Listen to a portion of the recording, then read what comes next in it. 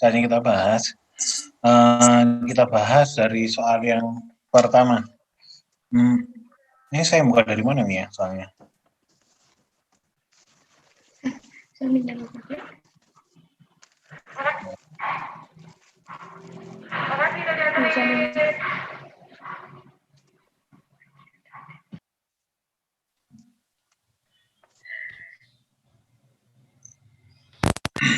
Yang pertama, koefisien partisi merupakan salah satu parameter yang berperan dalam proses absorpsi. Karena kan share screen-nya belum ya, Pak? apa? Share screen. Share screen-nya belum, Pak. Oh iya. Ini saya nggak saya bikinin slide soalnya. Jadi jawabannya jadi terlihat. Diskusi dulu.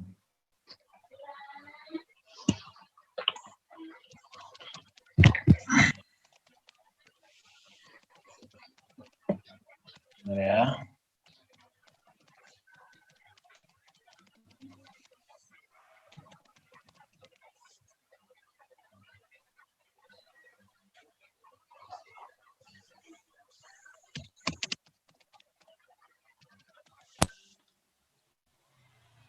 Ada yang bisa share screen? Oh, nggak bisa ya? Harus saya ya?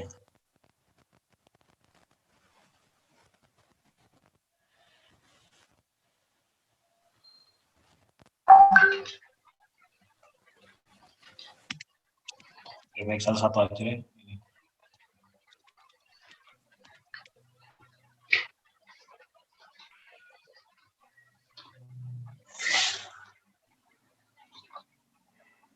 Baik, dari soal yang pertama, jawabannya apa?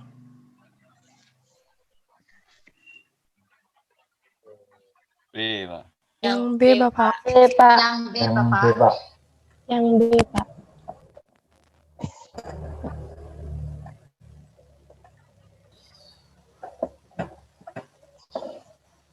Coba kita lihat satu persatu. Yang A, benar atau salah?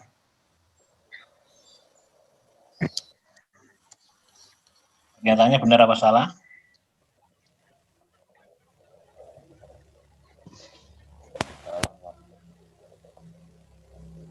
Obat harus memiliki hipofilisitas yang tinggi untuk dapat menembus membran biologis.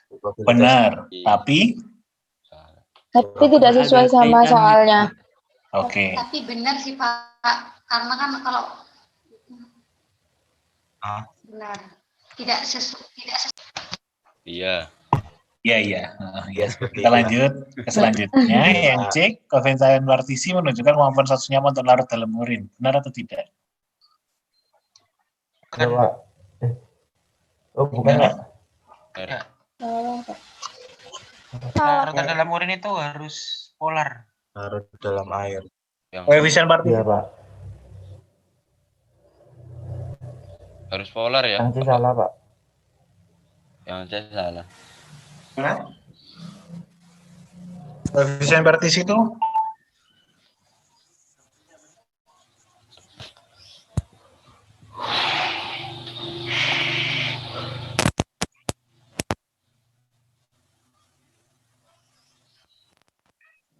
ya adanya kesetimbangan dari dua pelarut yang tidak tercampur. Itu kemudian diperbandingkan, ya, koefisien partisi. Sehingga koefisien partisi biasanya itu untuk menunjukkan kemampuan suatu senyawa itu kelarutan dalam dua pelarut yang tidak campur. Nah, untuk menunjukkan dia suatu senyawa larut dalam urin, maka biasanya tidak ditunjukkan dengan koefisien partisi. Ya. Koefisien partisi biasanya digunakan untuk menunjukkan parameter absorpsi. Yang kita tahu membran biologis, yaitu membran biologis itu kan membran yang dia memiliki dua bentukan. Ini ada gugus yang dia lipofil, ada gugus yang dia hidrofil. Tahu ya, membran fosfolipid tahu nggak? Membran fosfolipid bagian fosfatnya itu hidrofil, bagian lipidnya itu dia lipofil. Lipofilik.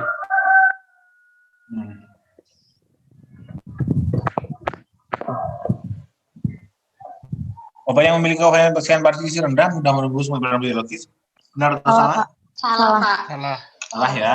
Oke, lanjut. Obat dengan lipopolisa kecil akan mudah terionisasi. Benar apa salah? Mudah terionisasi. Ya, benar. Benar ya. Benar. Koefisien partisi itu menunjukkan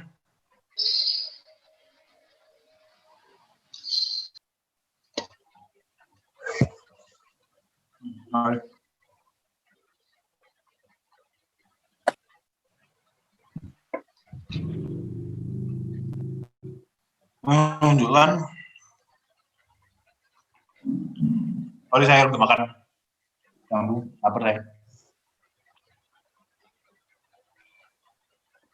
Ya, obat dengan lipofilasi kecil akan mudah terionisasi.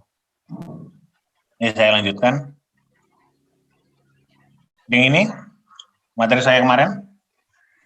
Apanya apa? Apa? Oksidasi, reduksi, dan hidroksilasi. Oke. Kalau fase 2 apa? Fase 2 itu konjugasi. Konjugasi. Konjugasi aja. Asetilasi, metilasi. Oh iya. Oke ya, nggak usah dibahas lebih banyak.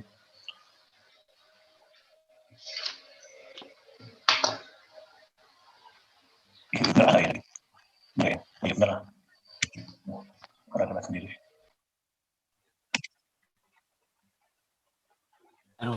Yang ini jawabannya apa? Asam glukuronat, Pak. Oke, nggak usah dibahas. Ada apa saja yang terkonjugasi biasanya? Asam glukuronat, glisin, glutamin, glutathione, sulfat. Oke. Benar? Benar, Pak. Pinter loh. Prinsip reaksi oksidasi. Pada metabolisme. Penambahan atom O, Pak. Penambahan oksigen meningkatkan untuk meningkatkan volatilasi Apa? nyawa agar Jawabannya. mudah diekspresikan melalui urin. Penambahan atom O. Eliminasi kata tunggal kerangkap salah pastikan ya. Substitusi karboksilat kurang tepat. Hidroksilasi senyawa amida dan karboksilat amina itu bukan prinsipnya. Benar tapi itu bukan prinsipnya. Maka tidak semuanya reaksi oksidasi itu hidroksilasi senyawa amida gitu. Kemudian dialkilasi huruf metil kurang tepat. Dialkilasi kan ya bener sih, cuma kurang pas. Nah, dialkilasi amida itu masuk tapi intinya kan penambahan atom O. Nomor 5 soalnya sama ya ini ya? Ya, Iya, baru Pak. baca. Iya, Pak. Double. Sama, Pak. Ya wis gak apa-apa. Bonus. Bonus, Pak. Nah, yang ini nomor 6. Ya. Ada yang jawab C, saya malas nutupin jawabannya. Itu mengetahui. Jawabannya yang lain apa?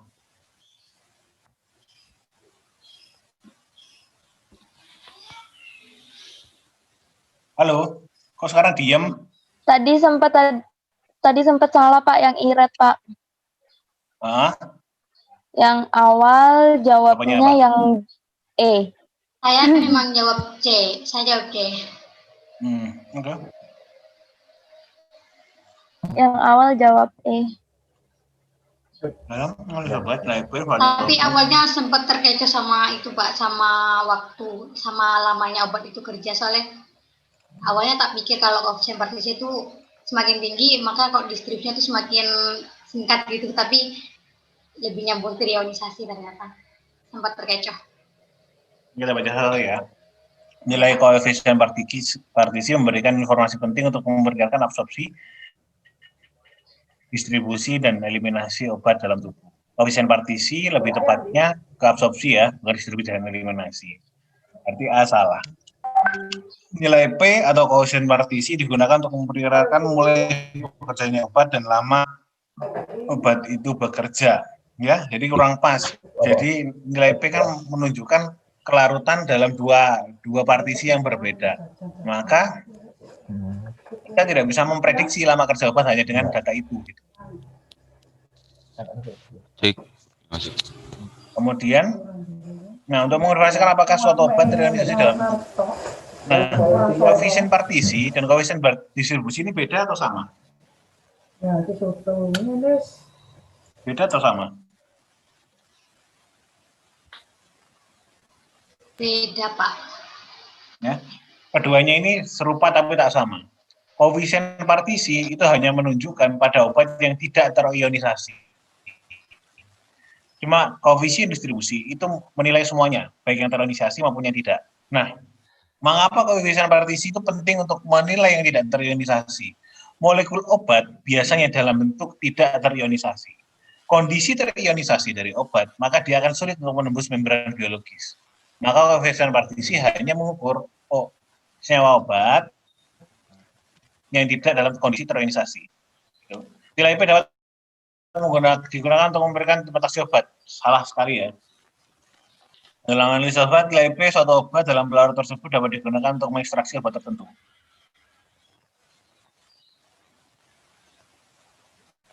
Sorry. Ini manakah pernyataan berikut yang tidak menggambarkan? Tidak menggambarkan, Pak. Tidak menggambarkan ya? Iya. Yang C, Pak. C.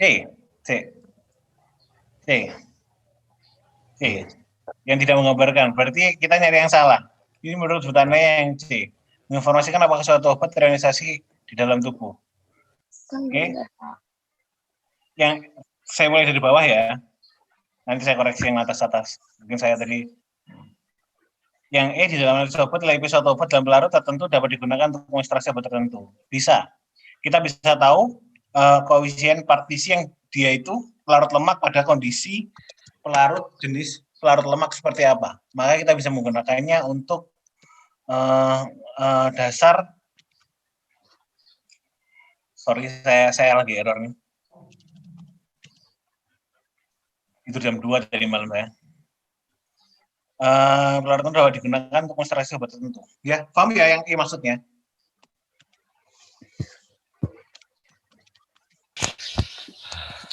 Yang E maksudnya paham atau enggak? Ekstraksi. Enggak. Belum, Pak. Koefisien partisi kan yang menunjukkan kelarutan dalam kadar molekul dalam minyak dan kadar molekul dalam air. Maka kita bisa tahu kalau P-nya itu besar, maka ada kecenderungan obat itu atau molekul obat itu cenderung untuk larut dalam minyak. Kalau P-nya rendah, maka dia cenderung larut dalam air. Nah, dari situ kita juga bisa menjadikan dasar kalau senyawa obat ini memiliki kecenderungan untuk pelarut-pelarut yang bersifat polar. Kalau dia P-nya rendah. Tapi kalau obat itu P-nya tinggi, maka dia akan mudah larut untuk pelarut-pelarut yang bersifat non-polar gitu, ya. Jadi yang E begitu. Jadi bisa digunakan dasar. Nilai P dapat digunakan untuk memperkirakan tempat aksi obat. Nilai P dapat digunakan untuk memperkirakan tempat aksi obat. Nah, jadi begini, apa yang dimaksud dalam poin ini adalah nilai P yang tinggi menunjukkan kelarutan lemak yang tinggi. Maka kita bisa mengetahui kira-kira jaringan-jaringan mana yang penumpukan lemaknya tinggi. Jadi kita bisa memperkirakan tempat aksi kira-kira di mana gitu. Maksudnya begitu. Jadi contoh kalau dia itu hidrofil sekali, maka dia akan sulit pada jaringan-jaringan yang dia itu banyak jaringan lemaknya. Begitu. Jadi bisa untuk memperkirakan saja bisa, tapi untuk menentukan tidak bisa.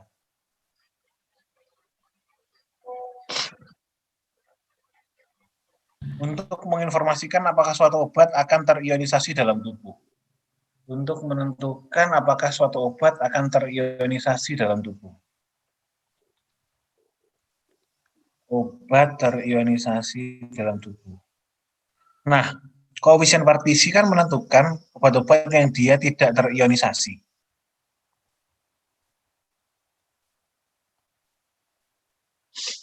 Sedangkan koefisien distribusi itu untuk menunjukkan suatu obat baik yang terionisasi atau tidak. Cuma suatu obat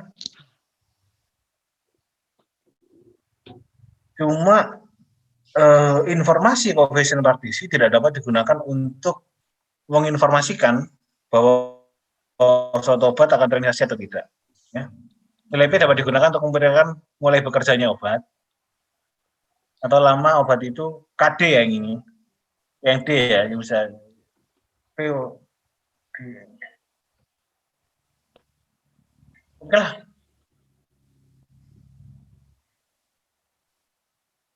Absorpsi distribusi bisa, eliminasi bisa.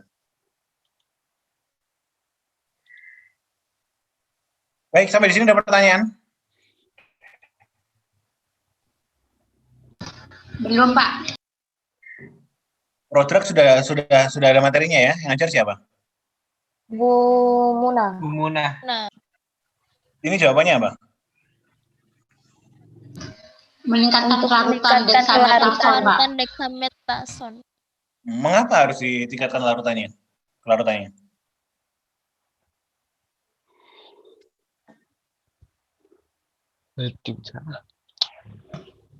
Agar tidak terjadi Karena kan itu di proses metabolisme diubah menjadi senyawa yang lebih polar supaya dia lebih bisa larut, Lebih mudah untuk diekspresikan.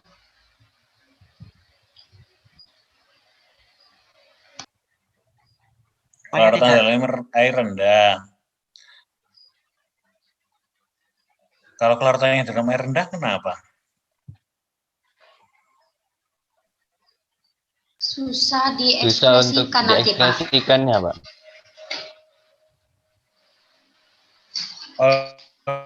Diekspresikan kan urusannya metabolisme.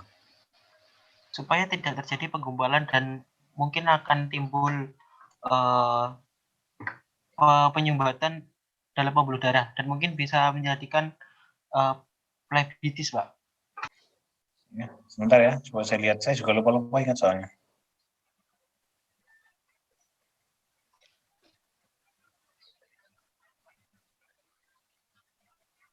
Oh iya, ini loh. Jawabannya di sini. Kalau untuk kesediaan yang dia digunakan untuk injeksi, maka nggak mungkin injeksi dalam pelarut lemak ya. Berat dong. Pelarutnya pelarut organik juga nggak mungkin dong. Pelarutnya kan pasti air yang pH-nya teratur. Atau untuk ophthalmic use. Jadi kan ada beberapa kortikosteroid yang digunakan untuk mata gitu, untuk inflamasi pada mata. Oke, yang nomor 8.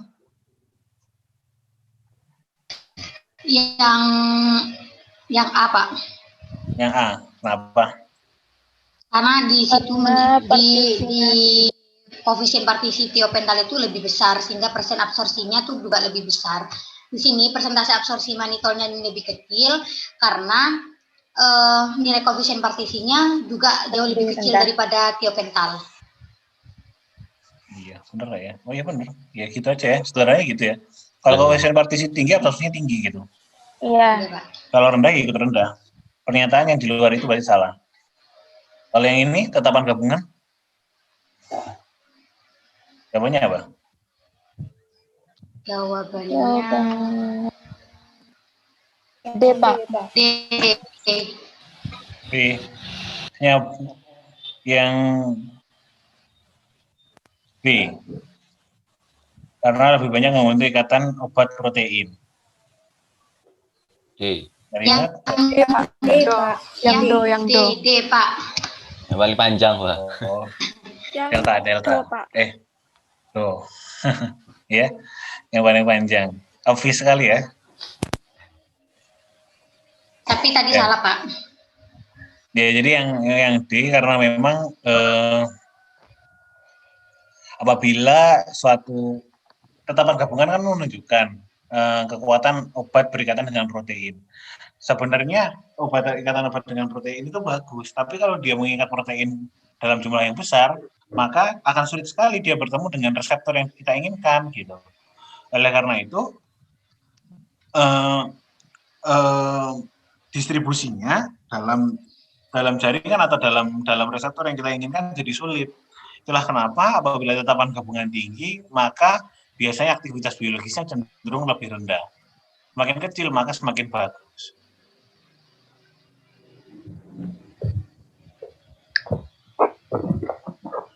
Oke, selanjutnya yang ini jawabannya apa? Basalma. Itu ada jawabannya, Pak. Basalma. Ya, ini hubungannya dengan pH ya sebenarnya. Dengan pH. Kalau asam, Khusus. ini kan ngomongin membran lambung. Oke. Ini kan ngomongin membran lambung. Artinya ada hubungannya dengan pH lambung, ya kan? pH lambung kan 1,1 sampai 2 yang bersifat asam kuat, ya. Dengan pH optimum yang cenderung bisa menimbulkan ionisasi. Kondisi ionisasi ini yang tidak diinginkan, karena sel obat kan harus dalam bentuk dasar gitu. Sehingga obat akan terhidrolisis dalam jumlah absorpsi jauh berkurang gitu. Kalau kondisinya basa lemah. Nah, kalau asam enggak gitu. Ya ini hubungannya cuma dengan pH saja. Sifat polar dan non polar hubungannya sebenarnya harus ada kesetimbangan gitu. Nggak ada obat yang terlalu polar, nggak ada obat yang sangat non polar. Dia yang polar non polar oke. Netral oke gitu. Tapi yang paling sukar adalah yang sama. Nomor 11.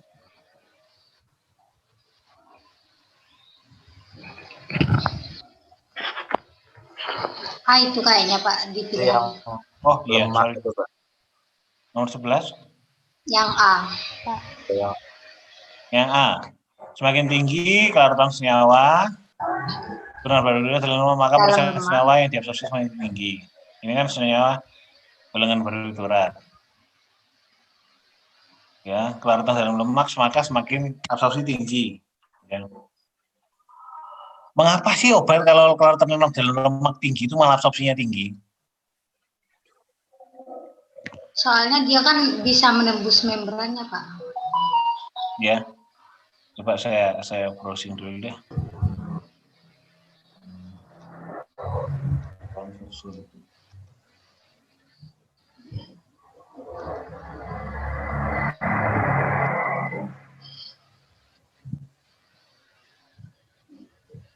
Ya. Ini membran fosfolipid. Bagian luarnya ini bagian yang hidrofil. Ini bagian dari lipofilnya. Maka porsinya kan lebih besar. Jadi kemampuannya obat kalau kondisi lipofil akan lebih mudah untuk mengeluarkannya panjang-panjangnya yang lipofil. Ya. Jadi terlalu lipofil juga nggak terlalu bagus sebenarnya, malah sulit dia menembus membran bagian luar yang hidrofil ini.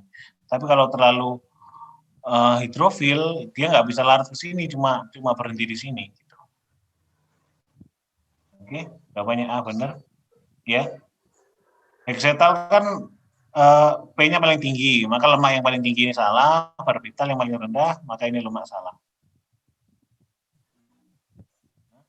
Yang E malah salah ya.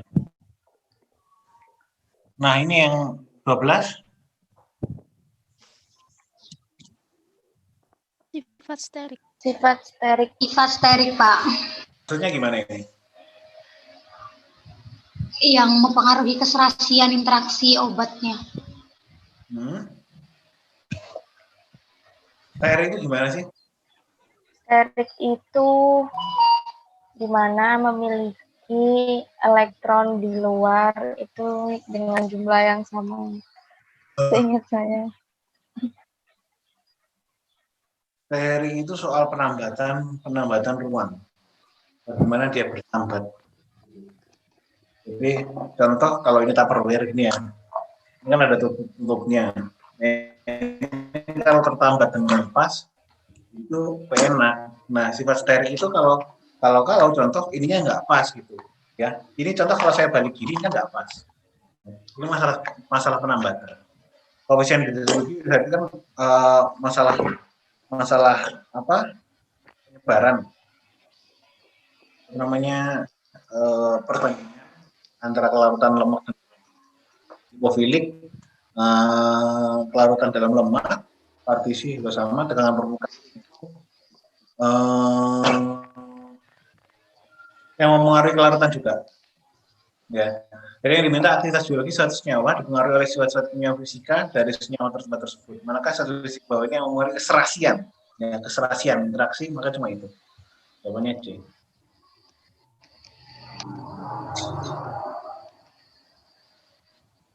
Berarti yang gini, ya, ini steric faktor. Contoh ini adalah glukosa asetil, sedangkan dia mau berikatan secara hidrogen. Kalau ini asetil, maka O ini terhalangi untuk berikatan hidrogen. Kalau ada glukosa asetil di sini, gitu ya.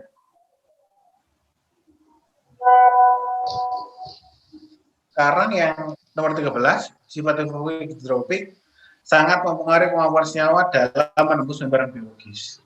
Semakin kelarutan dalam lemak tinggi, maka kemampuan suatu obat dalam menembus membran akan tinggi pula.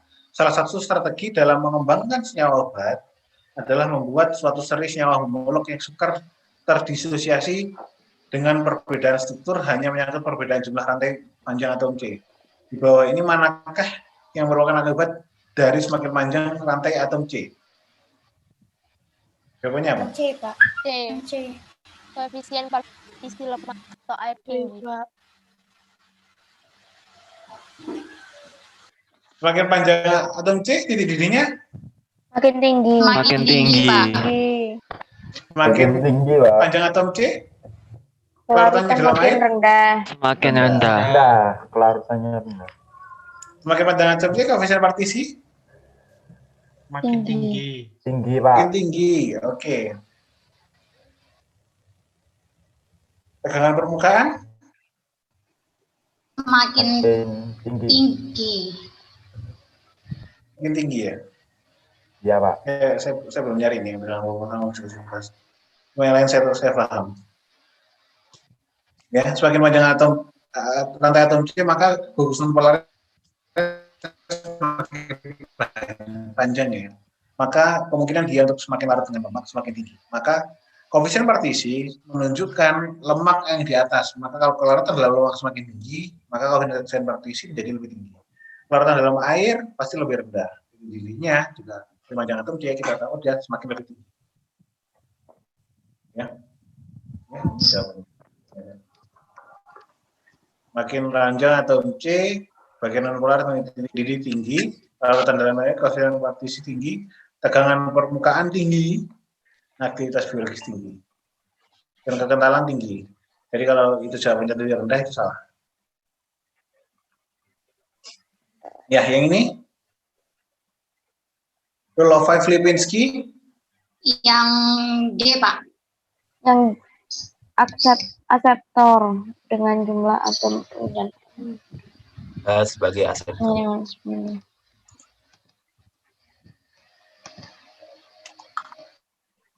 Oke. Rule of five itu isinya apa aja sih? Yang pertama? Tingkat berat molekulnya lebih dari Lebih dari 500. 500, Pak. Kurang Tidak dari lebih dari 500.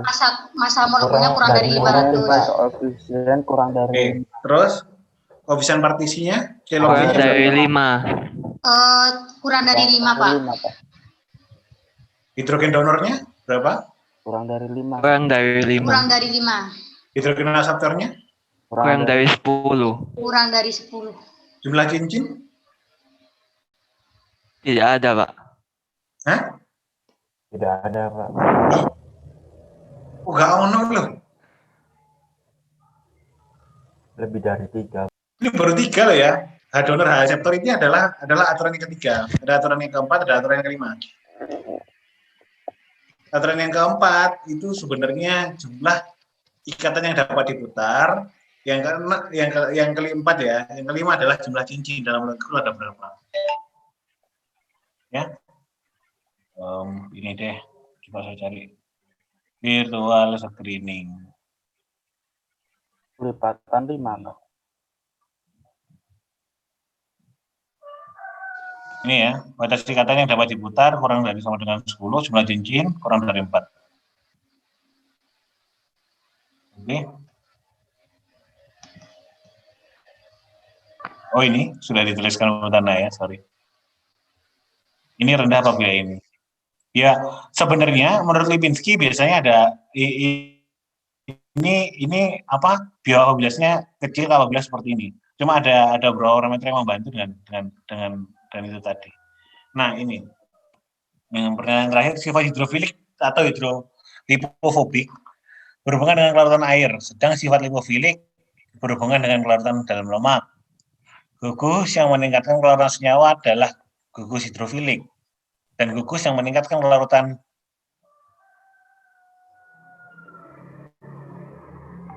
manakah gugus di bawah ini yang meningkatkan kelarutan dalam lemak? Mana? Jawabannya kelihatan. Manakah gugus di bawah ini yang meningkatkan kelarutan dalam lemak? Yang D, Pak. D, Pak. Yang D. D. Obvious sekali ya, jelas sekali ya. Iya, Pak. Jadi selama dia tidak berhubungan dengan H, ya, ini semuanya ada O-nya. Selama dia ada O-nya, maka dia ada urusan dengan air gitu. Ini kan yang nggak ada gitu. Oke? Sampai di sini ada pertanyaan? Ya, sudah selesai. Sampai di sini ada pertanyaan? Ujiannya kemarin gimana? Ujian apa, Pak? UTB. OTB. Ujiannya Hancur, kemarin Pak. gimana? Hancur. Ya, alhamdulillah gitu, Ya, Pak. alhamdulillah, Pak, ada nilainya. Disyukuri aja, Pak. Ya, alhamdulillah ada nilainya ya. Alhamdulillah. Ya gitu, Pak. Oke, baik. Nggak ada pertanyaan? Saya undur diri dulu kalau begitu, kalau sudah nggak ada pertanyaan. Dilanjut dengan pertemuan AE dengan Bu Tanaya, yang nanti diteruskan lagi kuliah dengan saya jam berapa ya? 12.20, Pak. 12.20, Pak. Cepet aja nanti kuliahnya. Oke, saya kira sekian. Terima kasih atas kesempatannya. Saya ucapkan mohon maaf kalau dalam penyampaian saya tadi ada hal-hal yang mungkin kurang berkenan. Saya akhiri, terima kasih. Kita akhiri dengan istighfar 3 kali. Astagfirullahaladzim, astagfirullahaladzim, astagfirullahaladzim. Dan doa penutup majelis. Subhanakallahumma Allahumma wa asyhadu an la ilaha illa anta astaghfiruka wa atubu ilaik. Saya akhiri. Wassalamualaikum warahmatullahi wabarakatuh. Saya pamit. Waalaikumsalam Terima kasih, Pak. warahmatullahi wabarakatuh. Terima kasih, Pak.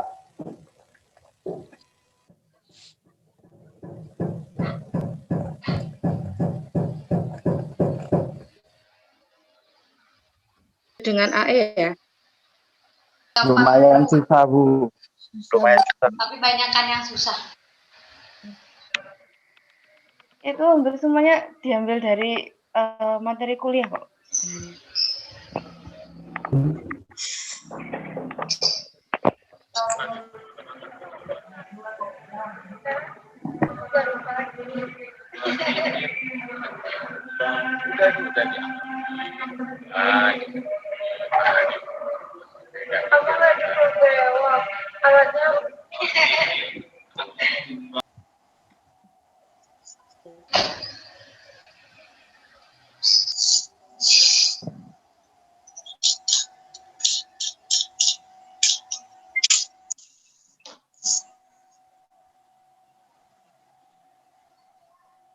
Ada yang belum.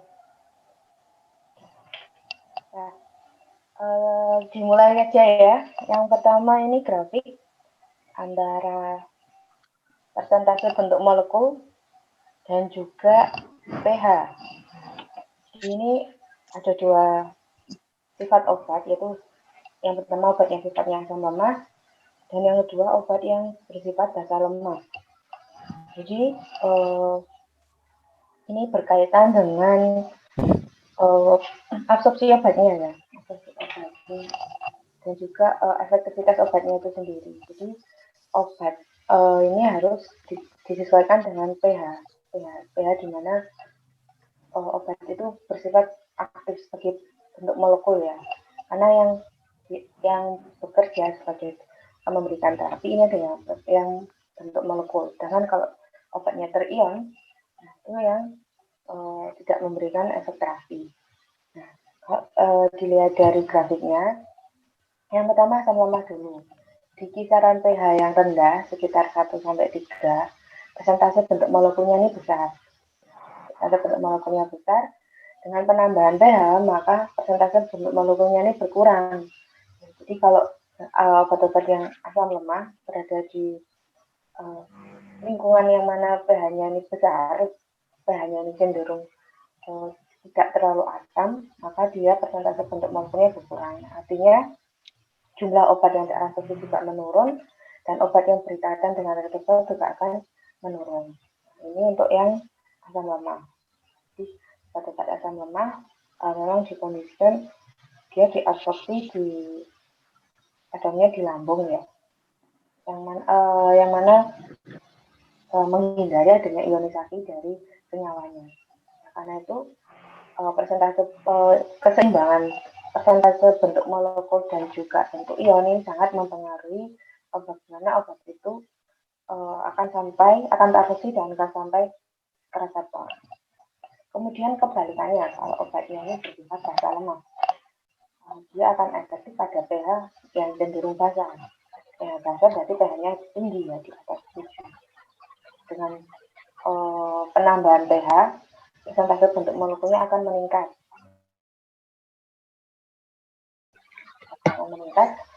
Kebalikannya, kalau pH-nya menurun, maka persentase bentuk molekulnya juga menurun. Ini maksud dari grafiknya seperti ini. Maksudnya yaitu pada pH berapa dia persentase bentuk molekulnya ini maksimum. Jadi untuk ada beberapa pH obat yang mana dia diabsorpsi di usus. Ya, jadi absorpsi obat ini bisa di lambung atau di usus. Ya. Ususnya yang masuk ke usus halus.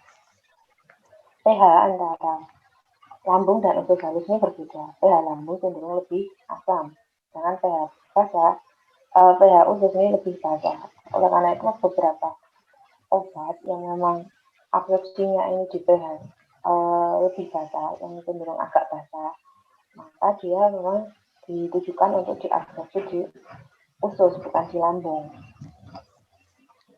Karena itu ada juga obat yang mana ini misalkan tablet ya, dia dibuat tablet bersalut. Kenapa? Karena supaya ketika dia di lambung dia tidak pecah ya. Cuman dia berinteraksi dengan salutnya. Sedangkan obatnya sendiri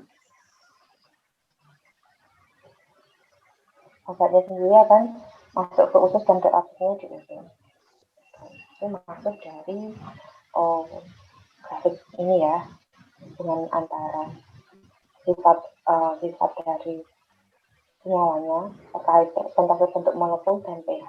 Jadi sebenarnya sifat asam basa suatu senyawa itu adalah satu sifat fisikokimia yang berpengaruh juga memberikan pengaruh pada efektivitas obat itu sendiri terkait pH-nya dan persentase bentuk molekulnya. Karena yang diabsorpsi adalah yang bentuk molekul. Sedangkan yang bentuk ion bukan bentuk aktifnya. Karena bila mana dia pada kondisi atau pH yang salah, tentunya obat itu tidak memberikan efek terapi. Karena yang terjadi terurai menjadi bentuk ionnya. Untuk masuk soal nomor 1. Lanjutkan soal nomor 2. Soal nomor 2 ini sebenarnya tentang metabolisme. Ini adalah paracetamol. Acetaminophen adalah nama lain dari paracetamol. Ya, dia satu senyawa yang memiliki gugus amida dan gugus renal. OH pada renal. Kemudian mengalami metabolisme. Metabolisme adalah suatu proses di mana senyawa-senyawa ini juga menjadi lebih polar supaya mudah diekspresikan. Untuk acetaminophen sendiri reaksinya yang Anda perhatikan ada gugus OH.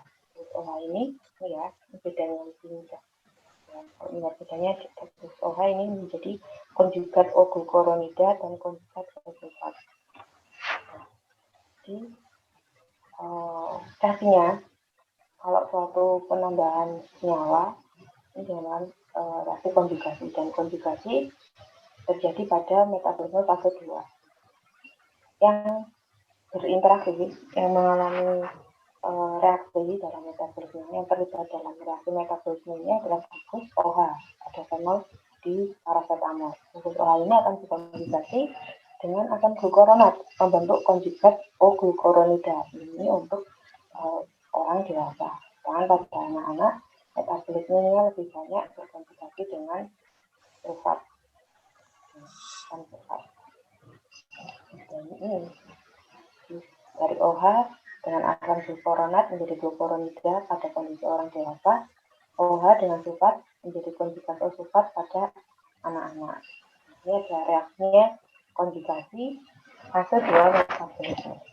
Akibat metabolisme.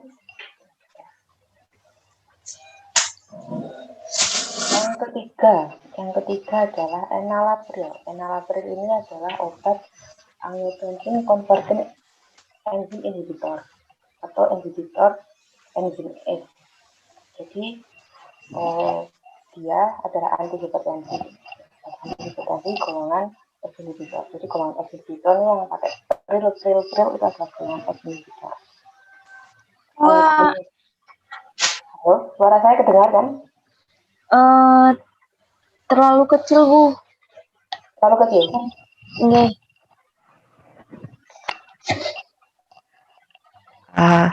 Tes.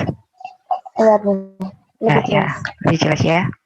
Oke, ini jadi golongan S inhibitor ini, golongan pril ini dari captopril, lisinopril, enalapril. Nah, itu ada obat antihipertensi. Nah, sebagian bentuk turunan senyawanya ini dibuat ester. Ya, Anda tahu dibuat ester dari mana?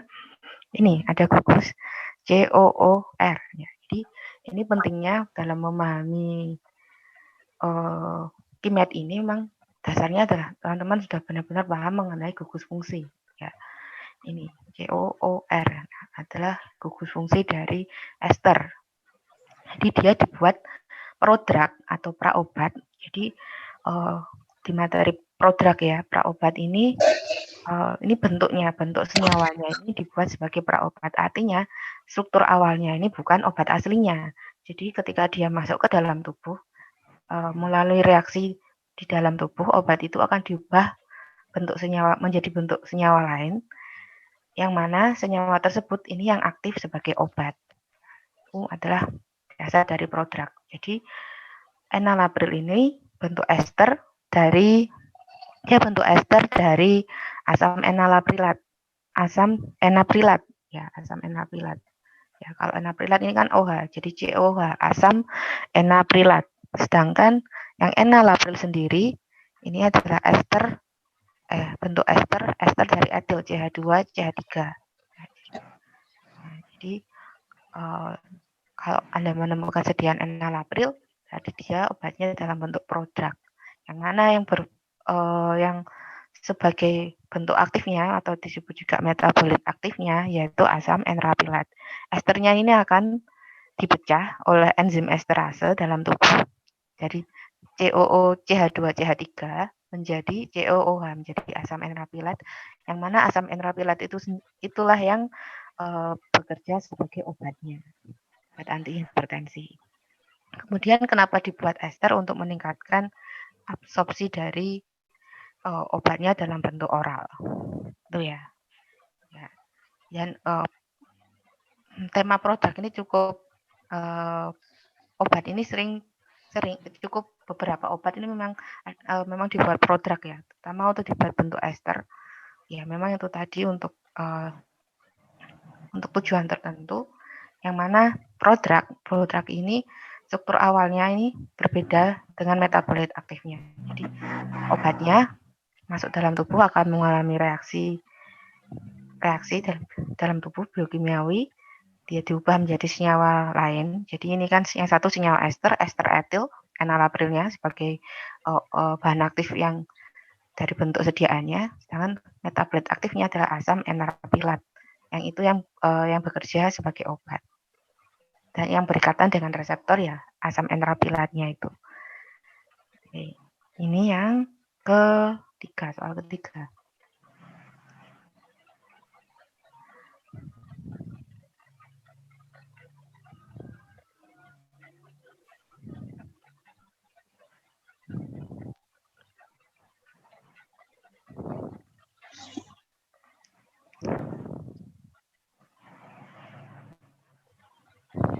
Ada alkilasi kan?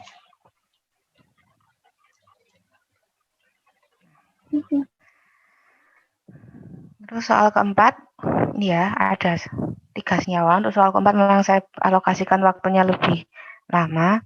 Ini cukup Anda pahami mana bagian yang berbeda. Ini ada dexfenfluramin, ada amina tersier, kemudian ini ada etil. Ya, diubah dari amina sekunder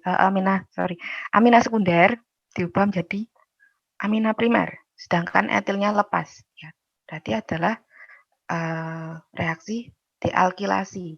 D artinya penghilangan, alkil adalah cabang. Cabang yang hilang adalah bentuk etilnya, dealkilasi. Ya. Ini dealkilasi. Kemudian ya ini, jadi dia prosesnya namanya, reaksinya adalah reaksi dealkilasi. Dia menghilangkan gugus etil. Kemudian amina sekundernya juga menjadi amina primer ya, karena etilnya hilang di sini. Itu untuk yang dexfenfluramin. Yang kedua fluvoxamin. Ya, fluvoxamin. Ini ada gugus eter. Gugus eter gugus metoksi di sini. Metilnya hilang menjadi OH. Ya, sama. Reaksi dealkilasi di mana terjadi penghilangan gugus metil dan eternya diubah menjadi OH. Dealkilasi. D ini penghilangan, alkil berarti alkilnya, cabangnya. Alkil ini bisa metil, etil, propil berarti cabang rantainya ya. Terus yang terakhir adalah baclofen. Yang membedakan di sini adalah gugus NH2 dan COOH. Berarti NH2-nya diubah menjadi COOH. Reaksi yang terlibat adalah oksidasi. Yang pertama adalah deaminasi dan dioksidasi. Jadi aminanya ini diubah menjadi aldehid. Ya, aminanya diubah menjadi aldehid. Kemudian aldehid ini dioksidasi menjadi asam karboksilat. Akhirnya menjadi COOH. Ini dasar-dasarnya. Jadi untuk memahami metabolisme reaksi yang terlibat ya tinggal dilihat mana gugus yang berbeda, kemudian dari gugus tersebut dari apa menjadi apa, maka akan dipahami reaksinya ini apa. Ada yang mau ditanyakan dari sini? Cukup singkat kok penjelasannya. Saya ingin bertanya. Ya. Untuk proses deaminasi itu kan gugus amina diubah menjadi aldehid. Apakah untuk semua amina itu pasti dijadikan aldehid atau hanya gimana, Bu? Saya ingin bertanya tentang prinsip dasar dari reaksi deaminasi itu.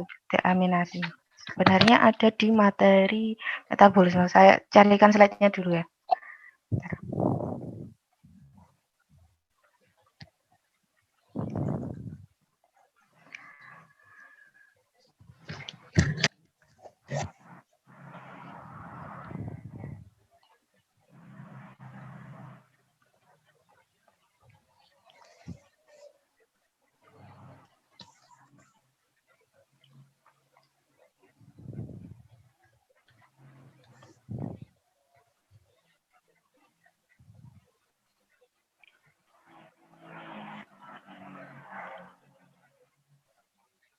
Dari keempat soal tadi yang sekiranya ada yang benar, yang mana? Yang kira-kira teman-teman ada yang bisa mengerjakan?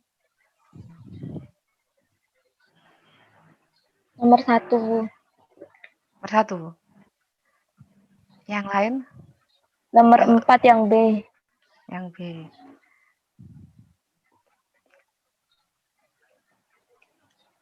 Ya, mungkin untuk lebih memahami, kalian benar-benar sudah paham tentang gugus fungsi ya.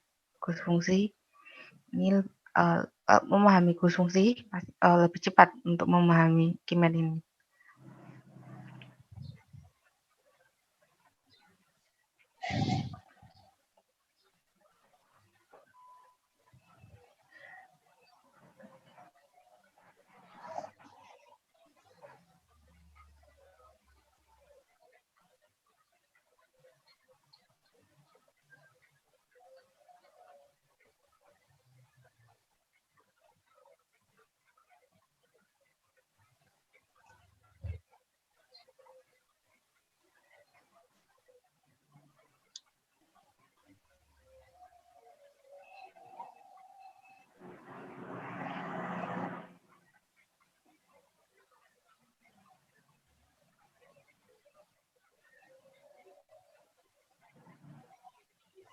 Ini ya, dasarnya ini oksidasi pada sistem CN. Termasuk amina. Ini atau teroksidasi menjadi aldehid atau keton. Yang mana nanti dia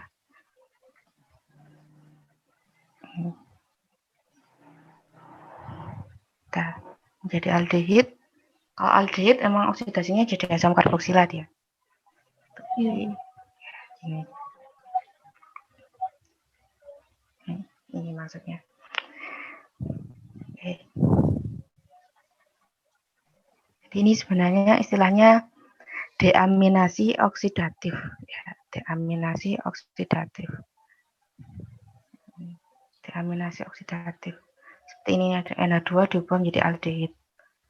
Nah, aldehid ini dioksidasi jadi COH. Nah, ini prinsip-prinsipnya.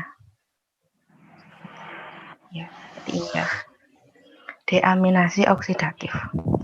Kalau ada istilah deaminasi oksidatif, ya NH2-nya gus NH2-nya dihilangkan, ya kemudian diubah menjadi aldehid dan seterusnya mengalami oksidasi. Nah, ini ada yang mau mendiskusikan lagi? Yang nomor 4 ya, mungkin nomor 4 yang A dan B juga masih lebih mudah dipahami. Untuk yang nomor 2 dan 3 tadi.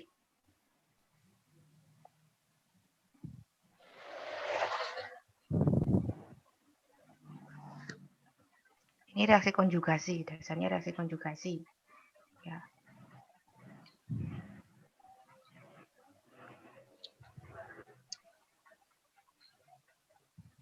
Kemudian yang enalapril, prodrug, ini yang temanya prodrug. Jadi prodrug obat ini yang berfungsi sebagai obat, yang aktif adalah metabolitnya. Jadi senyawanya yang dalam bentuk sediaannya ini akan diubah oleh tubuh. Kalau Anda perhatikan juga beberapa obat ini juga cukup banyak dibuat dalam bentuk ester ya. Misalkan kalian nemu obat eritromisin stearat ya, stearat itu sebenarnya bentuk ester dari eritromisin. Jadi memang beberapa yang dipilih ini bentuk ester itu hubungannya dengan formulasinya, mempermudah dia dibuat bentuk sediaannya. Sedangkan yang aktif dalam tubuh ya itu bentuk asamnya. Jadi esternya dihidrolisis, kemudian bentuk asamnya yang bentuk base-nya ini yang aktif sebagai obat. Cukup banyak.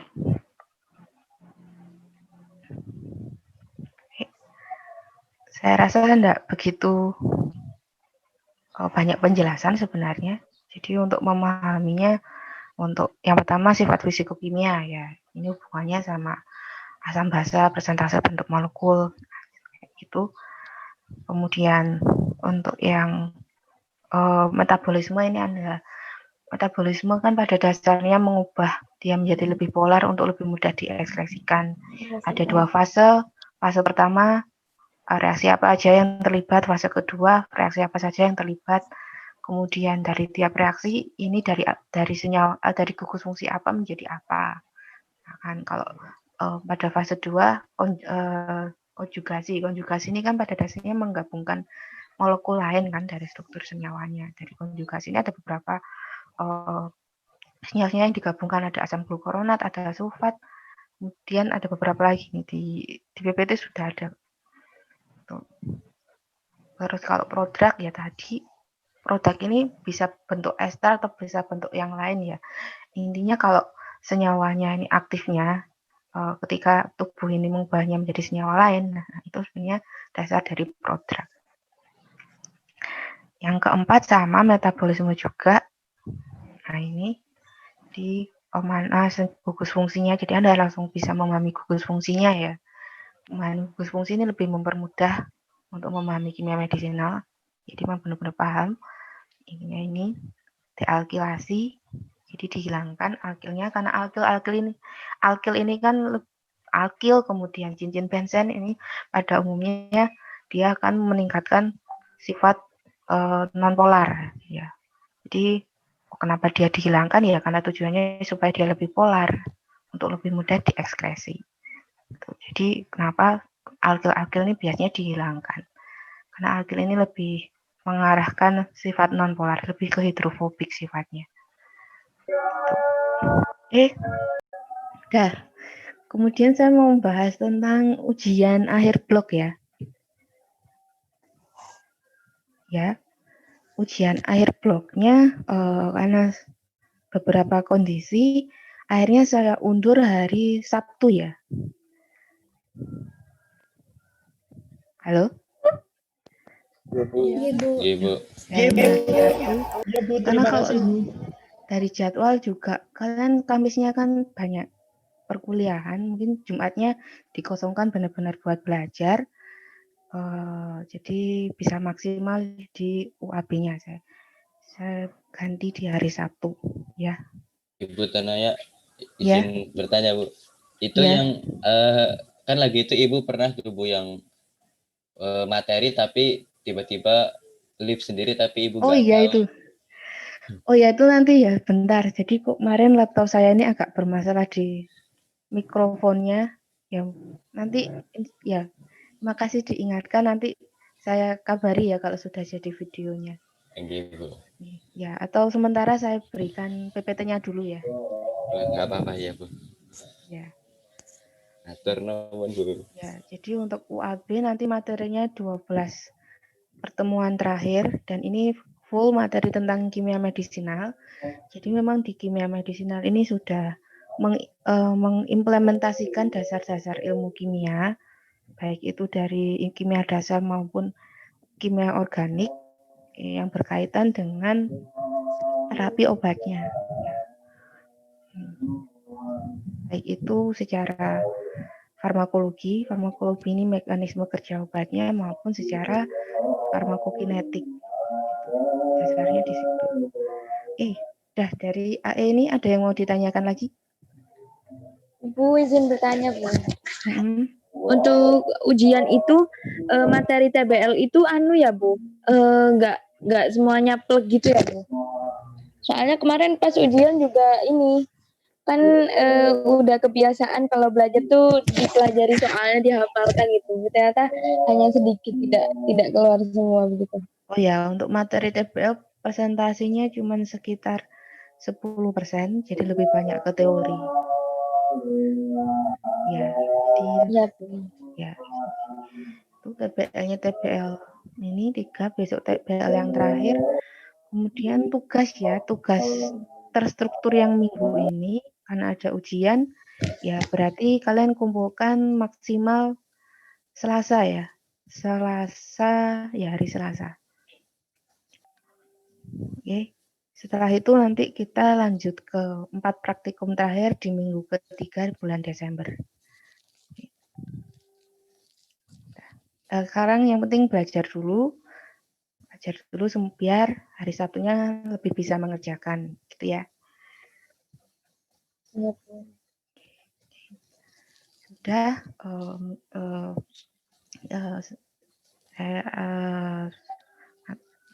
error lagi. Oke, sambil nanti saya berikan materinya, teman-teman bisa berdoa terlebih dahulu. Berdoa setelah selesai kuliah. Oke, Bu. Bismillahirrahmanirrahim. Rabbana fa'na bima 'allamtana Rabbi 'allimna alladhi yanfa'una Rabbi faqihna wa faqih wa